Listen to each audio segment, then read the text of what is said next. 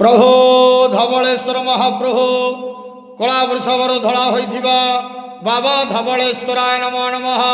दीपं यदि परम ब्रह्म दीपं यदि जनार्दनः दीपाहरत मे पाप पूजा दीप नमस्तुते। बाबा धवलेश्वर महाप्रभु संसार सुखी रखंतु।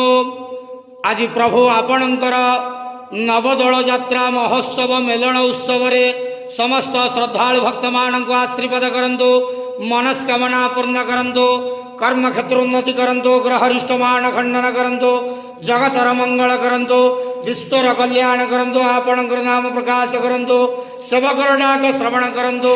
महाप्रभु धवलेश्वराय नमो नमः।